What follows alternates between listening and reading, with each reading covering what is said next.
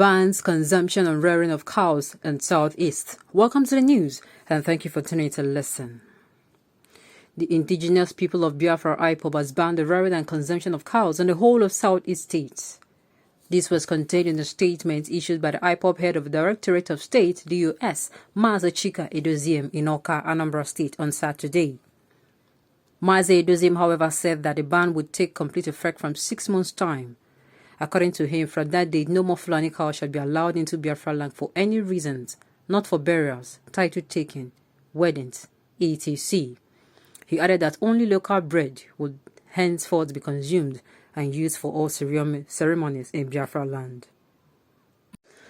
Whatever that is being done that is not in any way relating to a roundtable discussion and since all plea of all suggestion of the electorate, the agitators calling on the federal government for a roundtable discussion and dialogue, since it has fallen off deaf ears, then this is the outcome.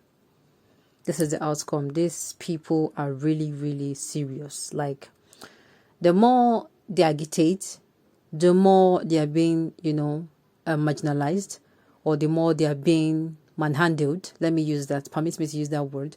The more they are being quiet down. Then the more you quiet them down, the more they make you see that they are really, really, really serious. And this thing I keep saying, a dialogue that is called for in time would go a long way. It will ease a lot of things happening. A dialogue. And now I want to let's get this straight. The thing is, these people now agitating. They're not agitating against anybody. They're agitating against, first of all, this agitation started with agitating against marginalization, against bad governance, lopsided appointment. These are reasons these agitators, this made this electorates now said, no, enough is enough. Enough is enough. You cannot continue to do this to us. Bad governance, ethnicism, favoritism, nepotism, allocation of funds unfairly. There is no equity in allocation of funds. There is lopsidedness in allocation of appointment. There is no equity, there is no fairness, and there is no justice for the common man. Then, a lot of people, this electorate is a lot, not one, not two. This has been going on for quite some time. Now, since they have not been talked about, they have been communicating to the government, and the federal government has not reached out to them yet. Okay, we got information that in 2017, a dialogue was going on between the leader of the indigenous people of Biafra and the federal government. But along the line, they said the dialogue was going very smoothly. Along the line, before you know it, his house was invaded, and the process where I think his parents died, and he left the country. I think that is where everything, the dialogue was going smooth. My question is, why then the invasion? Now, these people now, it's like the more the federal government does anything that is not in line with, let us discuss and let us dialogue, it is not going smoothly. They are not taking it. They are very, very serious. And I keep saying this thing. Nigeria and the citizens of Nigeria, Nigerians and the citizens of Nigeria, every one of them is saying the same thing. There should be fairness. Fairness not just for the person seated at the top, but also fairness for the person that is seated down below. Fairness in everything. There should be equality. The system should be very transparent. There should be nothing like lopsided appointments, nothing like you are my person, take this minister of this particular, take this position and use it to, you know, compensate yourself for helping me. It is not supposed to be so. This thing is not Gary. Nigerian, we are not, the citizens of Nigeria and the electorates are not like a bowl of soup that you compensate anybody with. No. This is a national affair. And the thing is, if those that are coming in or they are in power right now, if they are not, how am I going, selfless, then there's a problem. Because in making things right, you will displease yourself.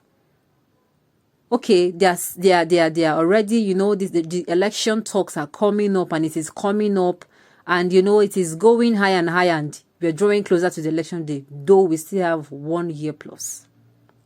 But what are we saying?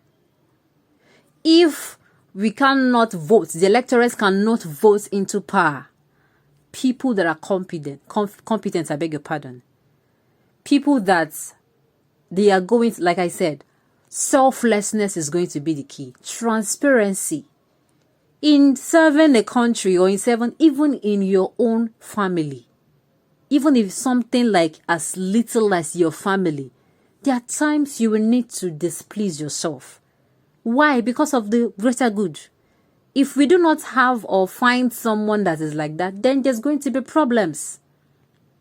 All this thing now, I'm saying the problem started from these things I mentioned. You are my sister. Oh, you have been so good to me. I now have a federal position. Okay, come, let me come. No. Let us use the same hand we are using for business in doing your business and carrying out your business. If you are a business owner, for example, would you just bring in anyone into the system of your business? Let me say you're a business person, you deal on delivering services. Won't you bring people that are capable hands to manage your business and help it grow? It is the same thing. There are times when it is not going to even be good for you yourself. You are not going to show your own self that love. You are going to have to tell yourself, hold on, let me deal with. This is the kind of person that will want to come 2023. These people, if Nigeria is okay, I've said it before, if there is fairness, there is justice, there is equity, there is transparency, nobody is feeling marginalized. And if for any reason anybody is feeling marginalized, there is openness, there is dialogue. We're open to dialogue. You communicate with the government, the federal government, and they also communicate back to you. Before you know it, the issue is settled. And everybody goes back to being citizens of Nigeria. If we do not rise up to fight against this thing, these agitators will continue. It will continue. And of course, you know how this is not, it's not going in a way people would want it. It is not going in a way that even these agitators planned. Nobody woke up in the morning, or how am I going to put it? These people did not wake up one day and say, oh, they want, by all means, they want this if Nigeria was fine. No. This is what they were after. This is what brought the agitation. So I still feel there is still time for us to there is room for dialogue now. Before things get out of hand, people are already dying. Innocent people. Nobody saw it coming. Nobody. I believe I speak the minds of Nigerians. On this note, we have come to the end of the news. Thank you for tuning in to listen till I come your way next time. Enjoy the rest of your day.